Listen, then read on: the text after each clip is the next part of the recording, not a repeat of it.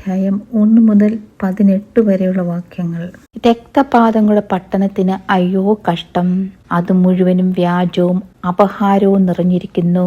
കവർച്ച വിട്ടു പോകുന്നതുമില്ല.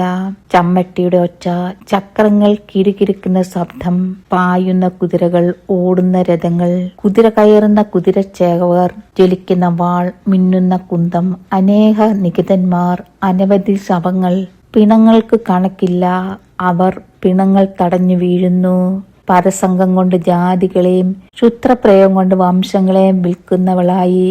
ക്ഷുദ്ര നൈപുണ്യവും സൗന്ദര്യമുള്ള വേശ്യയുടെ പരസംഗ ബഹുത്വവും നിമിത്തം തന്നെ ഇങ്ങനെ ഭവിച്ചത്. ഞാൻ നിന്റെ നേരെ വരും. ഞാൻ നിന്റെ വസ്ത്രാഗ്രഹങ്ങളെ നിന്റെ മുഖം വരെ പൊക്കി, ജാതികളെ നിന്റെ നഗ്നതയും രാജ്യങ്ങളെ നിന്റെ നാണിടവും കാണിക്കും എന്ന് സൈന്യങ്ങളുടെ യഹോവയുടെ അരുളപ്പാട്. ഞാൻ അമേധ്യം നിന്റെ മേലെറിഞ്ഞ് നിന്നെ കുത്സിതയും നിന്ദാവിഷയവുമാക്കും. അങ്ങനെ നിന്നെ കാണുന്നേവരും നിന്നെ വിട്ടോടി. നിനവേ ശൂന്യമായി കിടക്കുന്നു. ആർ അവളോട് സഹതാപം കാണിക്കും? ഞാൻ എവിടെ നിന്ന് നിനക്ക് ആശ്വാസകന്മാരെ അന്വേഷിക്കേണ്ടു എന്ന് പറയും?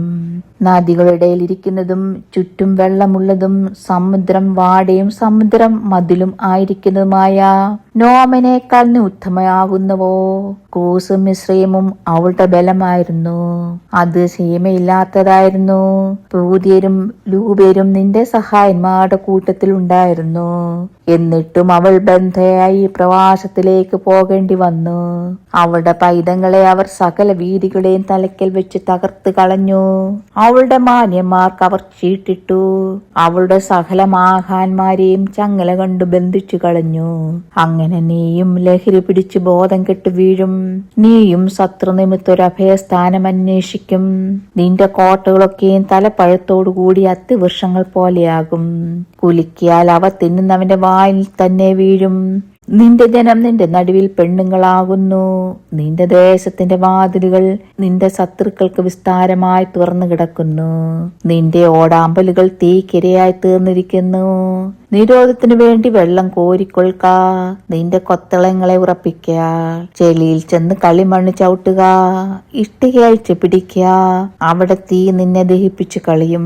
വാൾ നിന്നെ ഛേദിച്ച് വിട്ടിലെന്ന പോലെ നിന്നെ തിന്നു കളയും. വിട്ടിലെന്ന പോലെ നിന്നെ തന്നെ പെരുക്കുക. വെട്ടുക്കിളി എന്ന പോലെ നിന്നെ തന്നെ പെരുക്കുക. നിന്റെ വർദ്ധകന്മാരെ നീ ആകാശത്തിലെ നക്ഷത്രങ്ങളെക്കാൾ വർദ്ധിപ്പിച്ചുവല്ലോ. വീട്ടിൽ പടം കഴിച്ച് പറന്നു പോകുന്നു. നിന്റെ പ്രഭുക്കന്മാർ വെട്ടുക്കിളി പോലെയും നിന്റെ സേനാധിപതിമാർ ശീതമുള്ള ദിവസത്തിൽ മതിലുകൾ മേൽ പറ്റുന്ന വിട്ടിൽ കൂട്ടം പോലെയും ആകുന്നു. സൂര്യൻ ഉദിക്കുമ്പോൾ അവ പറന്നു പോകുന്നു. അവ ചെന്നിരിക്കുന്ന സ്ഥലം ആരും അറിയുന്നില്ല.